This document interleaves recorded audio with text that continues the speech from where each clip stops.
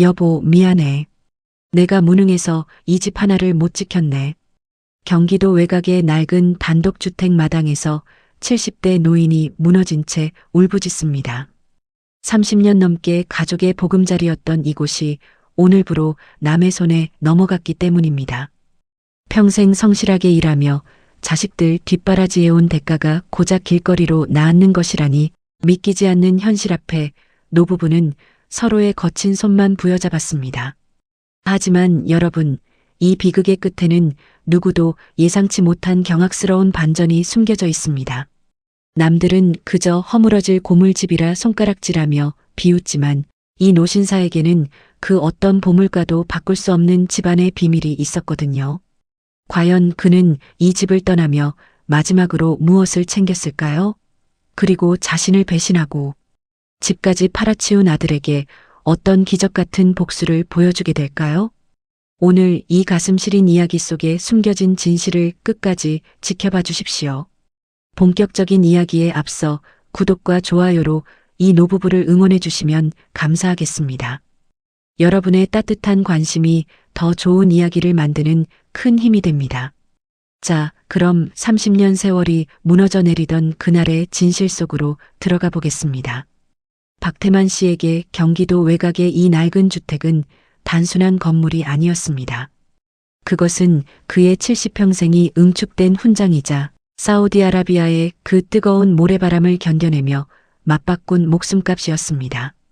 70년대 후반 갓돌이 지난 아들 상우와 젊은 아내 영순을 뒤로하고 떠났던 중동 건설 현장에서 태만 씨는 매일같이 50도가 넘는 폭염과 싸워야 했습니다. 코끝을 찌르는 뜨거운 열기에 숨이 턱턱 막히고 발바닥에 물집이 잡혀 진물이 터져도 그는 쉬지 않았습니다. 오로지 한국에 두고 온 가족들에게 내 집 하나 마련해주겠다는 그 일념 하나로 버텼던 겁니다. 귀국하던 날 까맣게 타버린 얼굴로 영순 씨를 껴안으며 그는 맹세했습니다. 여보, 고생 많았지? 이제 다시는 당신이랑 상우, 새빵살이 안 시킬게. 그렇게 경기도 외곽의 싼 땅을 사서 벽돌 한 장, 흙 한 줌까지 직접 고르고 날라세운 집이 바로 이곳입니다. 비가 오면 물이 새지 않을까 밤잠을 설치며 직접 지붕을 올리고 어린 상우가 마당에서 뛰어놀 수 있게 손수 잔디를 심던 그날의 기억이 지금도 태만 씨의 눈앞에 선합니다. 하지만 세월은 야속하게도 흘러갔고 태만 씨의 자부심이었던 그 집은 이제 거대한 불행의 씨앗이 되어 돌아왔습니다. 바로 하나뿐인 아들 상우 때문이었습니다. 귀하게만 키웠던 아들 상우는 대학을 졸업하고 사업을 하겠다며 큰 소리를 쳤습니다. 태만 씨는 노후 자금까지 탈탈 털어 아들을 밀어주었지만 세상 물정 모르던 상우는 번번이 사기를 당하고 빚만 늘려갔습니다. 그래도 아비된 마음으로 어떻게든 지켜주려 했던 것이 화근이었을까요? 상우는 급기야 부모의 마지막 보루인 이 집까지 손을 댔습니다. 아버지의 인감도장을 몰래 훔쳐 대출을 받고 그것도 모자라 사채업자들에게까지 이 집을 담보로 넘겼던 겁니다. 어느 날 아침 험상궂은 사내들이 들이닥쳐 마당에 빨간 딱지를 붙이기 시작했을 때 태만 씨는 가슴이 내려앉아 그 자리에 주저앉고 말았습니다. 아내 영순 씨는 뒷목을 잡고 쓰러졌고 아들 상우는 이미 연락 두절 상태였습니다. 30년을 지켜온 집이 고작 반년도 안 되는 기간에 아들의 허황된 사업 노름에 날아갔다는 사실이 믿기지 않았습니다. 태만 씨는 며칠 밤을 술로 지새우며 텅 빈 거실을 바라봤습니다. 벽지 곳곳에는 상우가 어릴 적 낙서한 흔적이 그대로 남아있고 문틀에는 초등학교 입학 전 상우의 키를 잰 뒤 날짜를 적어둔 연필 자국이 여전히 선명했습니다. 이 집의 모든 구석에는 가족의 역사와 태만 씨의 땀방울이 스며들어 있었기에 집을 넘겨주는 것은 자신의 심장을 도려내는 것보다 더한 고통이었습니다. 새로 집을 산 매수인은 리모델링을 해서 카페를 만들겠다며 당장 다음 달까지 집을 비워달라고 독촉했습니다. 짐을 하나둘 정리하며 태만 씨는 결심했습니다. 비록 콘크리트로 된 이 껍데기는 내줄 수밖에 없지만 이 안에 담긴 소중한 기억만큼은 절대로 그들에게 넘겨주지 않겠다고 말입니다. 그것은 아들 상우도 그 어떤 사채업자도 뺏어갈 수 없는 태만 씨만의 유산이었으니까요. 이게 다 내 죄지. 자식 하나 제대로 못 가르친 내 죄야. 그래도 여보, 이 집 그냥 보낼 순 없잖아. 태만 씨는 떨리는 손으로 아내의 어깨를 감싸쥐었습니다. 이삿짐 트럭이 오기로 한 전날 밤 태만 씨는 거실 한복판에 앉아 낡은 수첩 하나를 꺼냈습니다. 그 수첩 안에는 며칠 전 우연히 TV에서 봤던 한 업체의 연락처가 적혀 있었습니다. 공간을 기록하는 디지털 유산이라는 생소한 단어가 그의 가슴을 때렸던 곳이었습니다. 태만 씨는 밤늦게 그곳으로 전화를 걸었습니다. 여보세요, 우리 집 좀 기록해 주실 수 있겠습니까? 우리 아이가 자란 곳입니다. 우리 집 사람이 평생 설거지하던 그 부엌도 다 기억해 줬으면 좋겠습니다. 태만 씨의 절박한 목소리에 수화기 너머의 직원은 정중하게 대답했습니다. 그리고 다음 날 이삿짐 센터 직원들이 들이닥치기 직전 검은 가방을 든 낯선 사람들이 집을 방문했습니다. 그들이 꺼낸 것은 최첨단 스캐너와 카메라들이었습니다. 태만 씨와 영순 씨는 그들이 집안 구석구석을 훑는 모습을 보며 마지막으로 집에게 작별 인사를 건넸습니다. 하지만 이때만 해도 태만 씨는 몰랐습니다. 이 선택이 훗날 아들에게 어떤 처절한 응징이 될지, 그리고 집을 잃고 절망에 빠졌던 아내에게 어떤 기적 같은 위로를 선물하게 될지 말입니다. 겉보기엔 그저 낡아빠진 집처럼 보였던 이 공간 속에 숨겨진 진짜 가치가 기술을 만나 세상에 단 하나뿐인 보물로 재탄생하는 과정은 이제부터 시작입니다.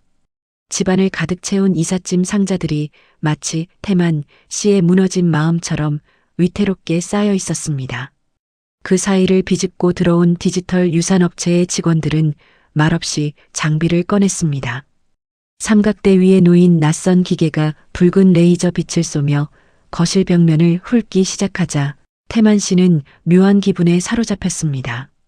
30년 넘게 자신들만의 비밀스러운 안식처였던 공간이 누군가에게 속속들이 파헤쳐지는 것 같아 처음엔 거부감도 들었지만 직원의 나직한 설명에 이내 마음을 고쳐먹었습니다. 어르신, 이 작업은 단순히 사진을 찍는 게 아닙니다.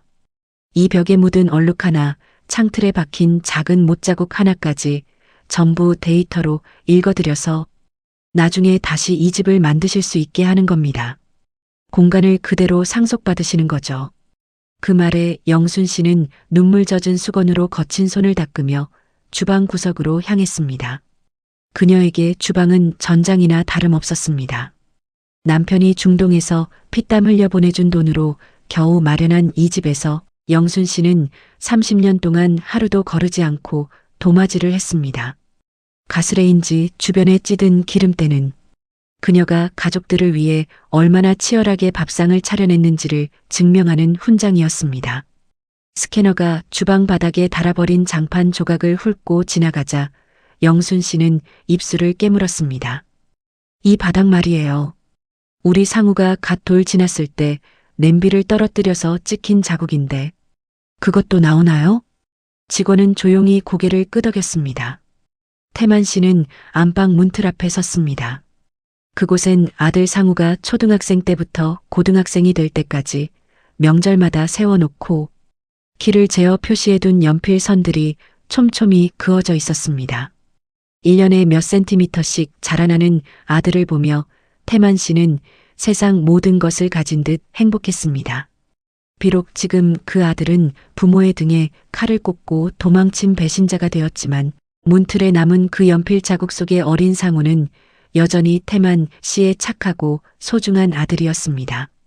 작업이 한창 진행되던 중 갑자기 마당에서 거친 자동차 경적 소리가 울려 퍼졌습니다. 새로 집을 산 매수인과 그의 부하들이었습니다. 그들은 아직 짐도 다 싸지 못한 노부부를 비웃기라도 하듯 대문 안으로 성큼성큼 들어와 집안 곳곳을 발로 툭툭 치며 거드름을 피웠습니다. 아니, 노인네들. 내일 모레면 철거 들어갈 집에서 대체 뭘 하는 거야?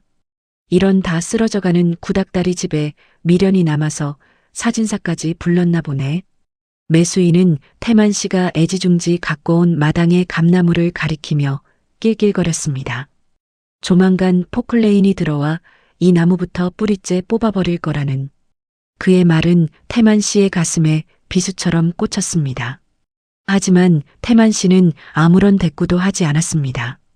그저 묵묵히 스캔 장비가 집안 구석구석을 빛으로 감싸는 모습을 지켜볼 뿐이었습니다. 겉으로 보기엔 힘없는 노인이 무너진 집을 붙잡고 발악하는 것처럼 보였겠지만 태만 씨의 마음속엔 이미 서늘한 확신이 자리 잡고 있었습니다. 그래, 마음껏 비웃어라. 너희가 부수는 건 이 콘크리트 덩어리뿐이겠지. 하지만 나는 이 집의 영혼을 통째로 데려갈 거다. 스캔 작업은 해가 뉘엿뉘엿 저물 때까지 계속되었습니다. 업체 직원은 수집된 방대한 데이터를 태만 씨에게 보여주며 조심스럽게 물었습니다. 단순히 실사 그래픽으로 복원할 수도 있지만 태만 씨가 원했던 따뜻한 한국 애니메이션 스타일로 재해석하려면 시간이 좀 더 걸릴 거라고 말입니다. 태만 씨는 상관없다고 대답했습니다. 그저 그 안에서 우리 가족의 웃음소리가 다시 들릴 수만 있다면, 그리고 평생 죄인처럼 살아온 아내가 다시 활짝 웃을 수만 있다면 무엇이든 좋았습니다. 짐을 다 실은 트럭이 떠나고 텅 빈 집 거실에 노부부만 남았습니다. 발소리가 울릴 정도로 삭막해진 거실이었지만 태만 씨는 눈을 감고 아내가 설거지하던 소리, 아들이 거실을 뛰어다니던 소리를 떠올렸습니다. 그리고 결심했습니다. 아들 상우가 다시 돌아와 무릎 꿇고 빌더라도, 아니 세상 그 누가 거액을 제안하더라도 자신이 상속받을 이 디지털 유산만큼은 절대로 내어주지 않겠다고 말입니다. 그날 밤 경기도 외곽의 작은 모텔 방에 짐을 푼 태만 씨는 잠든 아내의 손을 꼭 잡았습니다. 그리고 며칠 뒤 드디어 업체로부터 짧은 영상 한 편이 도착했습니다. 태만 씨가 떨리는 손으로 휴대폰 화면을 눌렀을 때 그곳에는 현실보다 더 현실 같고 꿈보다 더 따뜻한 기적이 펼쳐지고 있었습니다. 도대체 그 영상 안에는 무엇이 담겨 있었기에 평생을 무뚝뚝하게 살아온 태만 씨가 아이처럼 통곡하게 된 것일까요? 그리고 이 영상이 어떻게 아들을 향한 가장 잔인하고도 완벽한 복수가 되는 것일까요? 이야기는 이제 노부부의 눈물겨운 반격으로 이어집니다.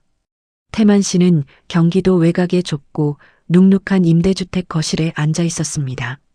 30년을 누렸던 마당 넓은 집 대신 창문조차 제대로 열리지 않는 이 사각형의 공간은 그를 숨막히게 했습니다. 그때 낡은 휴대폰 진동음이 정막을 깨뜨렸습니다. 디지털 유산업체에서 보낸 링크 하나가 도착해 있었습니다. 태만 씨는 거친 손가락으로 떨리듯 화면을 눌렀습니다. 처음엔 그저 까만 화면뿐이었습니다. 하지만 이내 은은한 피아노 선율이 흐르더니 거짓말처럼 태만 씨의 집 마당이 화면 가득 펼쳐졌습니다. 그런데 그것은 차가운 사진이 아니었습니다. 부드러운 수채화 물감이 번진 듯 따뜻한 한국 애니메이션의 한 장면으로 집이 다시 태어나 있었습니다. 화면 속 담장 너머로는 태만 씨가 심었던 감나무가 바람에 살랑거렸고 그 위로 노을빛 햇살이 눈부시게 쏟아졌습니다. 여보, 이것 좀 봐. 우리 집이야. 우리 집이 여기 들어있어. 태만 씨의 부름에 주방에서 멍하니 앉아있던 아내 영순 씨가 다가왔습니다. 두 노부부는 작은 휴대폰 화면 속에 펼쳐진 기적 같은 풍경에 말을 잃었습니다. 화면 속 카메라는 천천히 현관을 지나 거실로 들어섰습니다. 그곳엔 영순 씨가 평생을 닦고 문질렀던 낡은 소파와 모서리가 닳아버린 식탁이 그대로 놓여 있었습니다. 기술은 단순히 물건의 형태만 복제한 것이 아니었습니다. 그 물건들의 깃든 시간의 때와 가족의 온기까지도 따뜻한 작화 스타일로 완벽하게 구현해낸 것이었습니다. 영순 씨는 화면 속 주방을 보더니 이내 울음을 터뜨렸습니다. 가스레인지 위에서 보글보글 끓고 있는 된장찌개에 김모락모락 피어오르는 모습까지 재현되어 있었기 때문입니다. 그것은 영순 씨가 평생 가족을 위해 바쳤던 희생의 시간들을 위로하는 듯 했습니다. 카메라가 안방 문틀 앞에 멈추자 태만 씨의 심장도 멎는 듯 했습니다. 아들 상우의 키를 잰 연필 자국들이 살아 움직이듯 선명하게 빛나고 있었습니다. 상우가 저기서 아빠 나 이만큼 컸지 하고 웃었는데 우리 상우가 저기 있는데 영순 씨의 통곡 소리가 좁은 방 안을 가득 채웠습니다. 태만 씨는 아내의 어깨를 감싸 안으며 화면 속 집을 응시했습니다. 현실의 집은 이미 포클레인에 무너져 콘크리트 가루가 되었을지 모르지만 이 가상 세계 속의 집은 그 어느 때보다 찬란하고 생생하게 살아 있었습니다. 태만 씨는 깨달았습니다. 매수인이 가져간 것은 고작 땅덩어리와 낡은 벽돌뿐이며 자신들이 평생 일궈온 진짜 유산은 이 작은 화면 속에 온전히 살아남았다는 사실을 말입니다. 그런데 바로 그때 연락이 두절되었던 아들 상우에게서 전화가 걸려왔습니다. 20일 만에 걸려온 아들의 목소리는 비굴하고 절박했습니다. 상우는 사채업자들에게 쫓기고 있다며 혹시 아버지가 집을 판 대금 중에 숨겨둔 뒷돈이나 금붙이라도 없느냐고 물었습니다. 태만 씨는 차갑게 식은 눈으로 아들의 목소리를 들었습니다. 30년 추억이 담긴 집을 도박판 판돈으로 날려버린 아들이 이제는 그 집의 마지막 부스러기까지 털어가려 하고 있었습니다. 상우야, 내가 팔아치운 건 이 아비의 인생이다. 그런데 말이다. 내가 아무리 발악해도 절대로 뺏어갈 수 없는 게 하나 있더구나. 태만 씨는 아들의 말을 자르며 나지막이 내뱉었습니다. 상우는 그게 무슨 소리냐며 돈이 안 되는 건 다 필요 없다고 소리를 질렀습니다. 태만 씨는 아무런 대꾸 없이 전화를 끊어버렸습니다.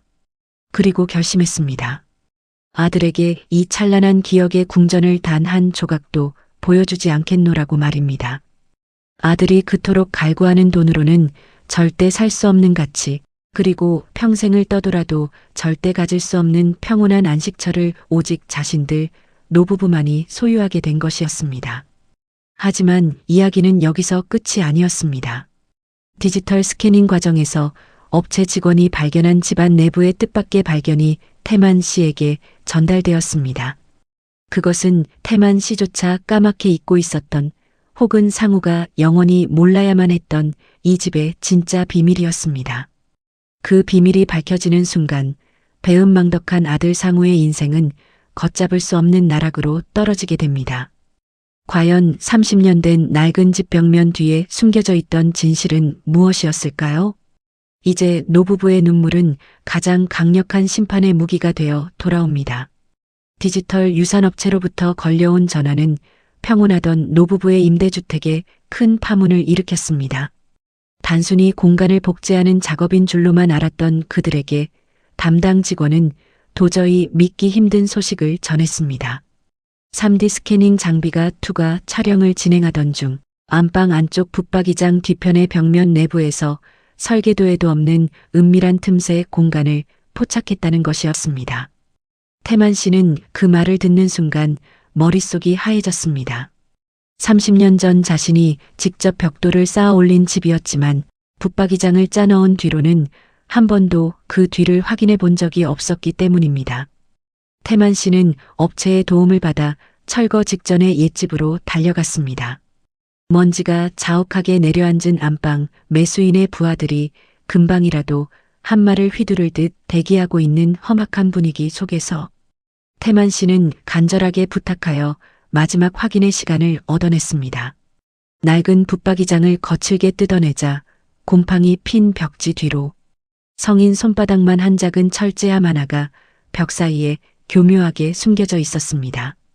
떨리는 손으로 그 함을 꺼내 먼지를 털어냈을 때 그 안에서 나온 것은 태만 씨의 심장을 먹게 할 만큼 충격적인 물건들이었습니다.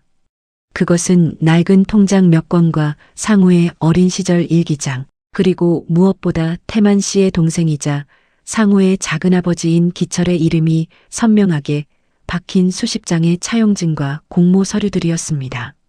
서류들을 훑어 내려가던 태만 씨의 눈동자가 분노로 파르르 떨렸습니다.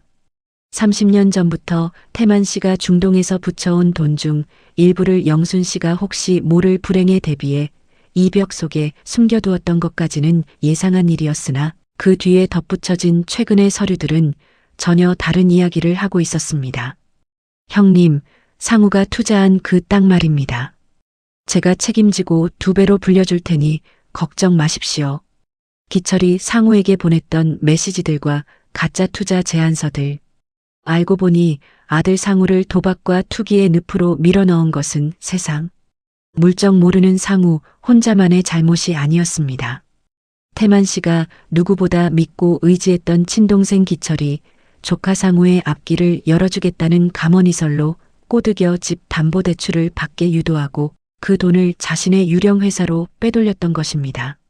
기철은 형의 재산을 통째로 집어삼키기 위해 상우를 꼭두각시처럼 조종했고 상우는 작은아버지의 사악한 덫에 걸려 부모의 집까지 사채업자에게 넘겨주는 파렴치한 자식이 되어버린 것이었습니다. 태만 씨는 차오르는 눈물을 참으며 벽 속에서 나온 상우의 일기장을 펼쳤습니다. 그 안에는 아빠처럼 멋진 집을 지어 엄마를 행복하게 해주고 싶다. 작은아버지가 도와준다고 하니 이번엔 정말 성공할 수 있을 것 같다라는 아들의 절박한 진심이 비뚤비뚤한 글씨로 적혀 있었습니다.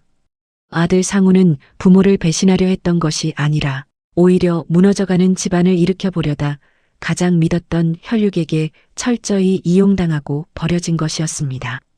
이 모든 진실은 집의 구조를 낱낱이 파헤친 디지털 스캔 기술이 아니었다면 영원히 콘크리트 잔해 속에 묻혀버렸을 일입니다.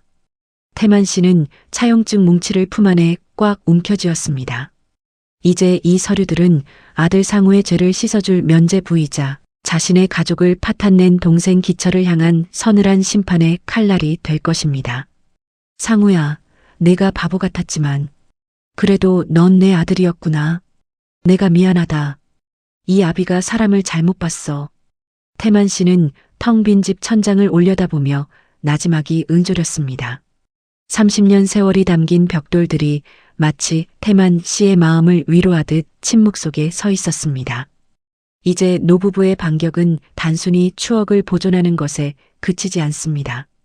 그들은 이제 디지털로 복원된 집의 풍경 속에서 가족의 명예를 되찾고 자신들을 배신한 악마 같은 혈육을 향해 가장 처절한 사이다 복수를 준비하기 시작합니다. 집을 부수고 그 자리에 카페를 세워 돈을 벌려던 매수인과 형의 고열을 빨아먹고 호의호식하던 기철.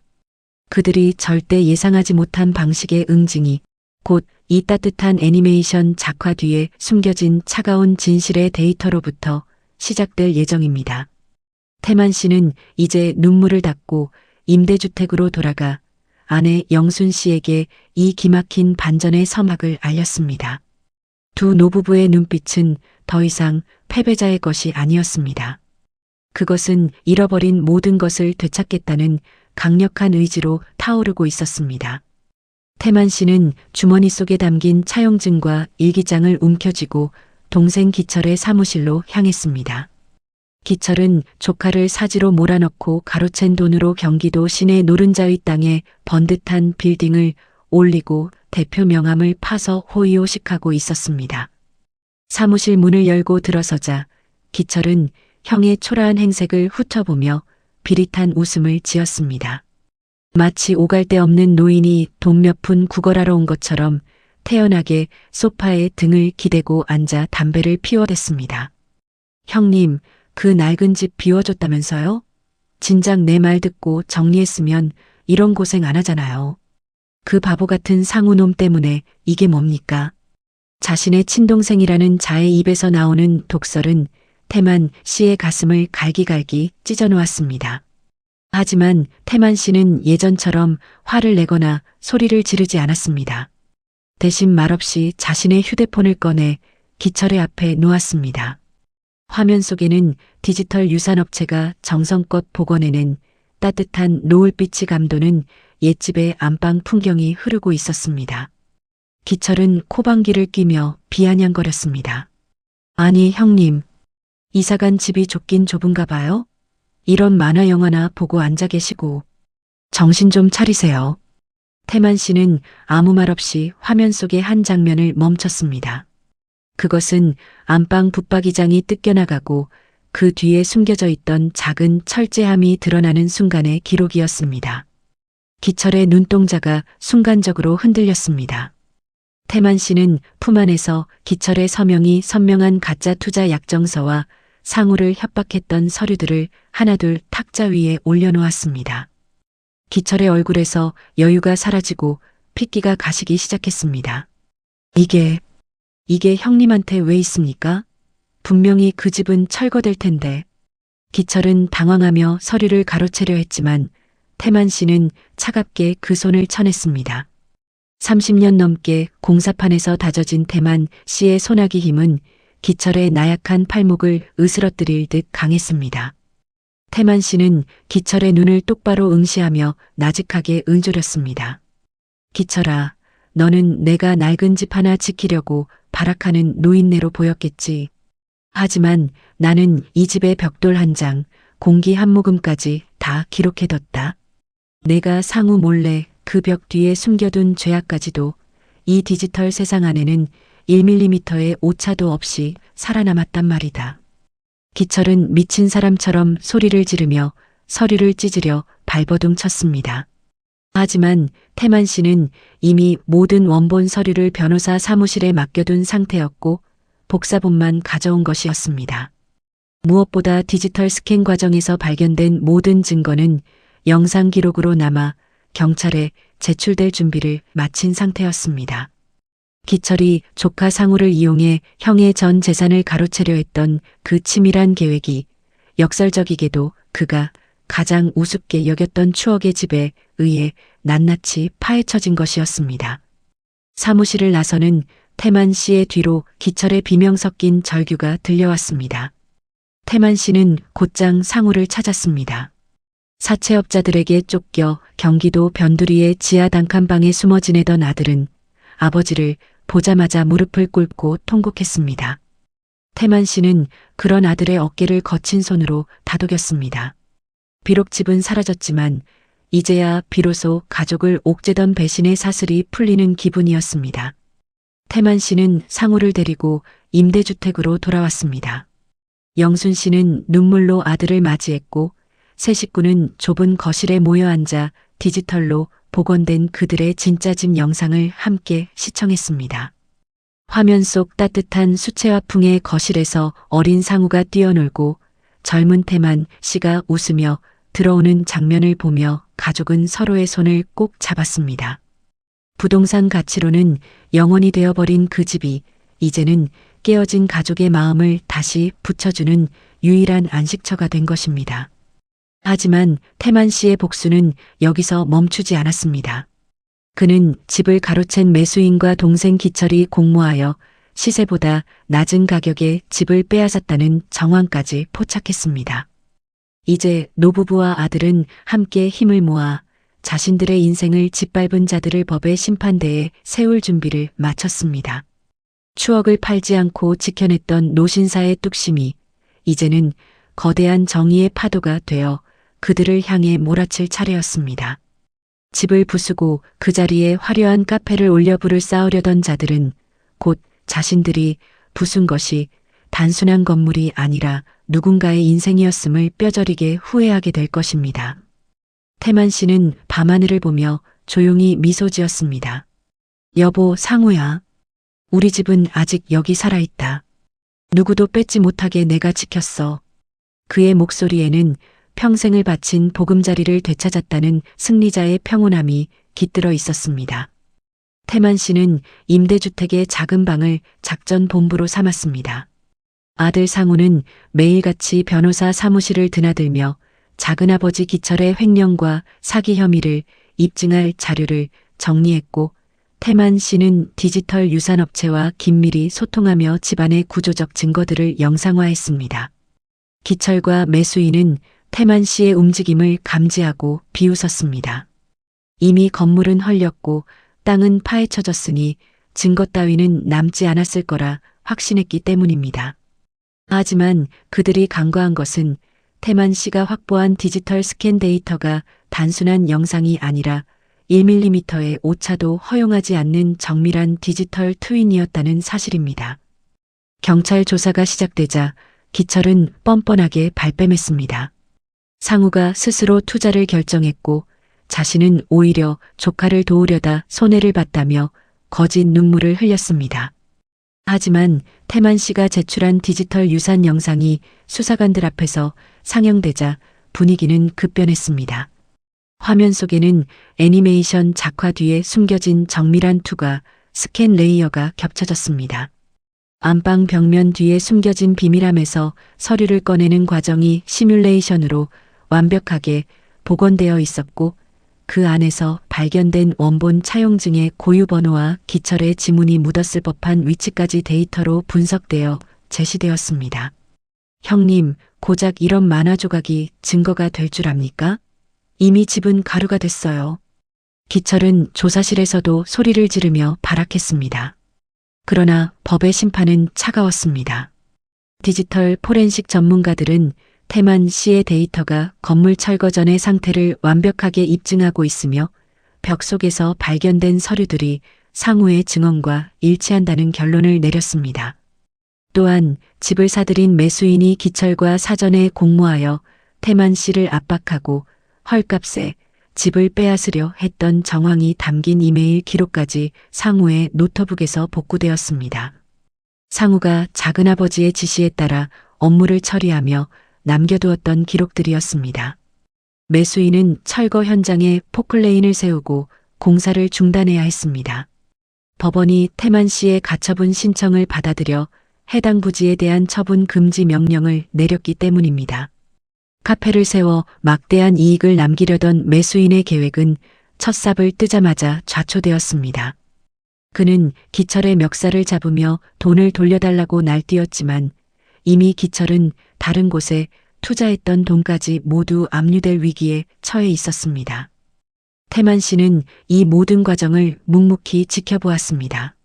30년 전 중동의 뙤약볕 아래서 가족을 떠올리며 버텼던 것처럼 그는 이제 무너진 집터 앞에 서서 차가운 바람을 맞으며 서 있었습니다. 겉으로 보기엔 아무것도 남지 않은 폐허였지만 태만 씨의 가슴속에는 그 어느 때보다 견고한 집이 지어지고 있었습니다. 배신당했다는 분노와 아들에 대한 원망은 이제 연민과 책임감으로 바뀌어 있었습니다.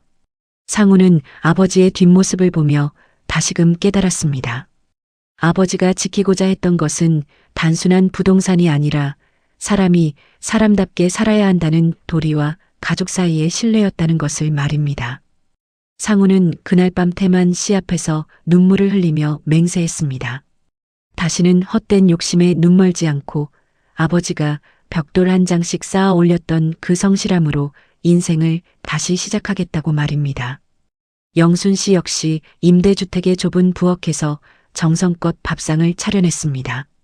비록 옛집의 넓은 주방은 아니었지만 아들이 돌아오고 남편의 억울함이 풀리기 시작하자 음식에는 다시금 생기가 돌기 시작했습니다. 태만 씨는 아내가 차려준 따뜻한 국밥을 한술 뜨며 디지털 영상 속에서 보았던 그 따뜻한 김이 모락모락 피어오르는 주방의 풍경이 현실로 돌아왔음을 느꼈습니다. 하지만 악인들의 몰락은 이제 시작일 뿐이었습니다. 기철은 횡령과 사기, 협박 혐의로 구속영장이 발부되었고 매수인 역시 배임 및 공모 혐의로 검찰 조사를 받게 되었습니다. 그들은 자신들이 부순 집의 잔해 속에서 진실의 칼날이 튀어나올 줄은 꿈에도 몰랐을 것입니다. 태만 씨는 이제 마지막 단계의 반격을 준비했습니다. 그것은 단순히 돈을 되찾는 것이 아니라 자신들이 떠나야 했던 그 경기도, 외곽의 집터에 다시는 악취나는 욕망이 발붙이지 못하게 만드는 것이었습니다. 어둠이 내린 임대주택 거실에서 태만 씨는 다시 한번 디지털 유산 영상을 재생했습니다. 화면 속 감나무가 바람에 흔들리며 바스락거리는 소리를 냈습니다. 그 소리는 마치 태만 씨에게 고생 많았다고 이제 곧 돌아올 시간이라고 속삭이는 것만 같았습니다. 태만 씨는 조용히 눈을 감으며 승리의 여신이 자신들의 손을 들어주고 있음을 확신했습니다.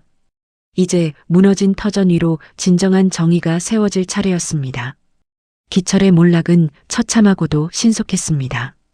경찰 조사실에서 끝까지 발뺌하던 그는 디지털 유산업체가 복원해낸 안방벽 너머의 정밀 영상과 그 안에서 쏟아져 나온 증거들 앞에 결국 고개를 떨궜습니다. 태만 씨가 평생을 바쳐 지은 집은 죽어서도 주인을 배신하지 않고 자신을 허물어뜨린 자들을 향해 마지막 비수를 꽂은 셈이었습니다. 기철은 횡령과 사기 혐의로 구속 기소되었고 그가 형의 고열을 빨아세웠던 경기도 시내의 빌딩은 압류 절차에 들어갔습니다. 조카 상우를 도박판으로 밀어넣고 형수를 바람난 여자로 몰아세우며 형제의 연을 끊으려 했던 그의 사악한 탐욕이 마침내 법의 심판대 위에 올려진 것이었습니다. 동시에 집을 사들였던 매수인 역시 사면초가에 빠졌습니다. 태만 씨의 집을 헐값에 가로채기 위해 기철과 공모한 정황이 드러나면서 그가 그토록 공들였던 카페 리모델링 사업은 전면 중단되었습니다. 법원은 해당 부지에 대해 공사 중지 및 처분 금지 가처분 결정을 내렸습니다. 매수인은 분에 못 이겨 길길이 날뛰었지만 이미 포클레인이 헤집어 놓은 집터는 거대한 진흙탕으로 변해버린 뒤였습니다. 그가 부순 것은 낡은 벽돌 더미가 아니라 법적으로 보호받아야 할 타인의 소중한 유산과 진실이었습니다. 태만 씨는 아들 상우와 함께 다시 그 집터를 찾았습니다. 경기도 외곽의 조용했던 마을 어귀, 이제는 흉물스럽게 변해버린 공사 현장을 보며 상우는 아버지를 향해 무릎을 꿇었습니다. 아버지, 제가 죽을 죄를 졌습니다. 작은아버지 말만 믿고 제가 우리 집을, 아버지 인생을 다 망쳐놨어요. 상우의 통곡 섞인 참회의 태만 씨는 거친 손으로 아들의 어깨를 잡았습니다. 태만 씨의 가슴속에도 한때는 아들을 향한 서슬퍼런 원망이 가득했지만 디지털 영상 속에서 보았던 아들의 어린 시절 일기장을 떠올리며 그 분노를 거두었습니다. 그 안에는 아버지를 존경하고 어머니를 호강시켜주고 싶어 했던 순수한 소년의 진심이 고스란히 박혀 있었기 때문입니다. 태만 씨는 상우를 일으켜 세우며 나직하게 말했습니다. 상우야, 집은 다시 지으면 된다. 하지만 잃어버린 내 마음은 누가 다시 지어주겠냐. 이제라도 진실을 알았으니 됐다. 고개를 들어라. 너는 여전히 내 아들이다. 노부부와 아들은 임대주택으로 돌아와 작은 식탁에 둘러앉았습니다. 태만 씨는 디지털 유산업체에서 보내준 최종 완성본 영상을 거실의 커다란 TV 화면에 연결했습니다. 그러자 좁고 침침했던 임대주택 거실이 마법처럼 환해지기 시작했습니다. 화면 속에는 30년 전 태만 씨가 직접 쌓아 올린 붉은 벽돌집이 따뜻한 한국 애니메이션 스타일로 완벽하게 살아나 있었습니다. 영상 속 카메라는 마치 그리운 가족을 반기듯 대문을 지나 마당으로 들어섰습니다. 마당 한편에 놓인 장독대 위로는 하얀 눈이 소복이 쌓여 있었고 그 너머 창가에서는 젊은 시절의 영순 씨가 김이 모락모락 나는 만두를 찌며 환하게 웃고 있었습니다. 그것은 단순히 과거의 기록이 아니라 태만 씨 가족이 가장 행복했던 순간들을 AI가 예술적으로 복원해낸 하나의 거대한 작품이었습니다. 영순 씨는 화면 속 자신의 젊은 모습을 보며 말은 세수하듯 얼굴을 감싸쥐었습니다. 여보, 저기 봐요. 우리 상우가 마당에서 강아지랑 뛰어놀고 있네. 저 옷, 내가 직접 뜨개질해서 입혔던 그 옷이에요. 영순 씨의 떨리는 목소리에 상우도 눈시울을 붉혔습니다. 기술은 단순히 건물의 수치만 측정한 것이 아니었습니다. 태만 씨가 업체 직원에게 들려주었던 가족의 사연과 집안 곳곳에 남겨진 생활의 흔적들을 바탕으로 그 집에 흐르던 온기까지 시각화해낸 것이었습니다. 벽지에 묻은 작은 얼룩은 상우의 장난기 가득한 흔적으로 삐걱거리던 문소리는 아버지가 퇴근하고 돌아왔음을 알리는 정겨운 신호로 재탄생했습니다. 상우는 화면 속 안방 문틀 앞에 멈춘 카메라를 보며 오열했습니다. 자신의 성장이 기록된 연필 자국들 하나하나가 빛나며 아버지가 자신을 얼마나 사랑으로 키웠는지를 웅변하고 있었기 때문입니다. 부동산 업자나 사채업자들에게는 그저 허물어버린 고물 벽면에 불과했을 그 문틀이 태만 씨 가족에게는 그 무엇과도 바꿀 수 없는 성전과도 같았습니다. 태만 씨는 결심했습니다. 비록 현실의 땅은 소송으로 인해 묶여 있고 집은 허물어졌지만 이 디지털 공간 안에서의 집은 영원히 자신들의 소유임을 만천하에 알리기로 했습니다. 그는 업체와 상의하여 이 영상을 온라인상에 공개했습니다. 벽에 새긴 시간은 팔지 않았습니다라는 제목으로 올라온 이 짧은 영상은 순식간에 수많은 사람의 심금을 울렸습니다. 개발 광풍에 밀려 고향과 집을 잃은 시니어들부터 부모님의 유산을 제대로 지키지 못했다는 죄책감을 가진 자식들까지 수만 개의 응원 댓글이 달리기 시작했습니다. 이 여론의 흐름은 예상치 못한 기적을 가져왔습니다.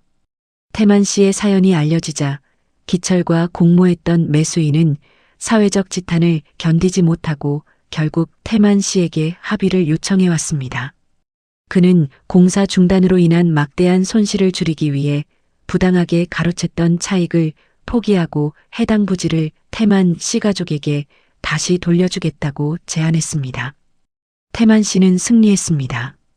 돈이나 권력이 아니라 집안에 새겨진 30년의 추억을 포기하지 않았던 그 고집스러운 진심이 세상을 움직인 것이었습니다. 이제 노부부는 다시 경기도 외곽의 그 집터로 돌아갈 준비를 합니다. 비록 예전의 건물은 사라졌지만 그들은 이제 더 단단하고 아름다운 집을 지을 수 있게 되었습니다. 무엇보다 가족의 깨진 신뢰가 디지털로 복원된 집의 풍경 속에서 다시 싹트기 시작했습니다. 하지만 반격은 여기서 끝이 아니었습니다. 태만 씨는 자신들을 배신한 동생 기철이 법정에서 받게 될 최종 선고 날만을 기다리고 있었습니다. 진실이 승리하는 그 마지막 순간을 위해 태만 씨는 다시 한번 운동화 끈을 조여맸습니다. 법정의 공기는 차갑고 무거웠습니다. 피고인석에 앉은 기철은 불과 몇 달 전의 위세는 온데간데 없이 초라하게 굽은 등을 보이며 고개를 숙이고 있었습니다. 판사가 판결문을 낭독하기 시작하자 태만 씨는 옆에 앉은 아내 영순 씨의 떨리는 손을 꼭 쥐었습니다. 기철은 끝까지 형을 속이고 조카를 벼랑 끝으로 몰았던 자신의 죄를 덮으려 했지만 태만 씨가 디지털 유산업체와 함께 제출한 전밀 데이터와 벽 속에서 발견된 결정적 서류들은 기철의 모든 변명을 무력화시켰습니다. 피고인 강기철에게 징역 7년을 선고한다. 또한 피해자들에게 가로챈 금액 전액을 반환할 것을 명한다. 판사의 준엄한 선고가 법정에 울려 퍼지자 기철은 자리에 주저앉아 절규했습니다. 한때 형의 피땀을 빨아 금색 시계를 차고 거드름을 피우던 자의 비참한 최후였습니다. 태만 씨는 동생의 뒷모습을 보며 복수심보다는 깊은 허탈감을 느꼈습니다. 30년 넘게 믿었던 혈육이 사실은 자신의 인생을 무너뜨리려 했던 장본인이었다는 사실이 선고의 승리보다 더 아프게 다가왔기 때문입니다. 하지만 법정을 나서는 태만 씨의 발걸음은 이전보다 훨씬 가벼웠습니다. 이제야 비로소 가족을 옥죄던 거짓의 사슬이 끊어졌음을 느꼈습니다. 태만 씨 가족은 곧장 경기도 외곽의 그 옛 집터로 향했습니다. 매수인으로부터 돌려받은 땅은 포클레인이 핥히고 간 상처로 가득했습니다. 하지만 태만 씨는 그 폐허 위에서 다시 희망을 보았습니다. 아들 상우는 매일 아침 일찍 현장으로 나가 흩어진 벽돌을 정리하고 땅을 골랐습니다. 작은아버지의 꼬드김에 빠져 부모의 가슴에 대못을 박았던 과거를 씻어내기라도 하듯 상우는 뙤약볕 아래서 묵묵히 땀을 흘렸습니다. 아버지, 이번에는 제가 직접 벽돌을 나를게요. 아버지가 사우디에서 고생하며 지으셨던 그 집, 제가 다시 세우겠습니다. 상우의 말에 태만 씨는 눈시울이 붉어졌습니다. 집을 잃고 절망했던 순간 디지털 유산업체가 만들어준 그 따뜻한 애니메이션 속 풍경이 이제는 현실의 설계도가 되어 주었습니다. 태만 씨는 단순히 예전 집을 똑같이 복원하는 것에 그치지 않았습니다. AI가 분석한 옛집의 구조를 바탕으로 하되 이제는 무릎이 약해진 아내 영순 씨가 편안하게 지낼 수 있도록 문턱을 없애고 주방의 높이를 맞추는 세심함을 더했습니다. 복원 작업에는 디지털 유산 서비스에서 제공한 추억의 좌표들이 큰 역할을 했습니다. 영순 씨가 평생을 보냈던 주방의 동선, 상호의 키를 잰 연필 자국이 있던 그 문틀의 위치까지 1mm의 오차 없이 새로운 설계도에 반영되었습니다. 집은 하루가 다르게 예전의 모습을 되찾아갔습니다. 마을 사람들은 흉물스럽게 방치되었던 땅에 다시 붉은 벽돌이 쌓이고 정원이 가꾸어지는 모습을 보며 역시 저 집터의 주인은 태만 씨뿐이다라며 응원을 보냈습니다. 집이 완공되어 가던 어느 날 태만 씨는 아직 가구도 들어오지 않은 거실 한복판에 앉아보았습니다. 창밖으로 경기도 외곽의 익숙한 풍경이 펼쳐졌고 태만 씨가 그토록 아꼈던 감나무도 다시 마당 한편에 자리를 잡았습니다. 현실의 콘크리트는 남의 손에 넘어갈 뻔했지만 태만 씨가 끝까지 팔지 않고 지켜냈던 시간과 추억이 결국 이 집을 다시 살려낸 것입니다. 영순 씨는 새로 지어진 주방에 서서 빈손을 움직여 보았습니다. 예전 집보다 훨씬 편리해졌지만 신기하게도 손에 익은 그 느낌은 그대로였습니다. 디지털 데이터로 복원된 집의 영혼이 새로운 공간에 완벽하게 스며든 덕분이었습니다. 아들 상우는 이제 사채업자들에게 쫓기던 겁쟁이가 아니었습니다. 그는 아버지의 성실함을 닮아가는 당당한 한 가정의 일원으로 거듭나 있었습니다. 이제 태만 씨 가족에게 남은 것은 마지막 이사뿐입니다. 좁고 습한 임대주택을 떠나 자신들의 땀과 눈물 그리고 첨단 기술이 만들어낸 기적의 보금자리로 돌아가는 날이 코앞으로 다가왔습니다. 태만 씨는 밤하늘을 보며 조용히 웃었습니다. 그가 지켜낸 것은 단순히 낡은 집 한 채가 아니라 가족이라는 이름의 성전이었습니다. 이제 이 집의 문을 여는 순간 지난 30년보다 더 찬란한 새로운 역사가 시작될 것입니다. 마침내 경기도 외곽의 그 익숙한 터전 위로 다시 이삿짐 트럭이 멈춰 섰습니다.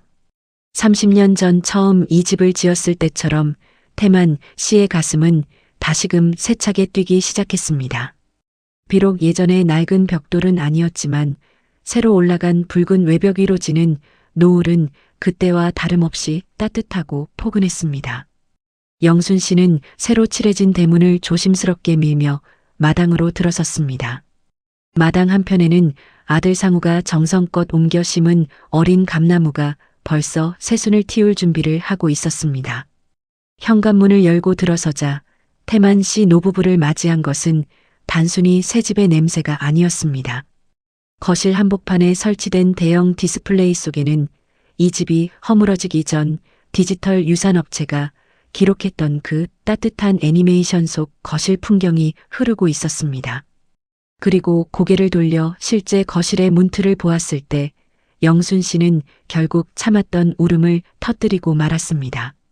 그곳에는 아들 상우의 키를 잰 뒤 날짜를 적어두었던 그 비뚤비뚤한 연필 자국들이 디지털 각인 기술을 통해 예전 모습 그대로 완벽하게 복원되어 있었기 때문입니다. 여보, 이것 좀 봐요.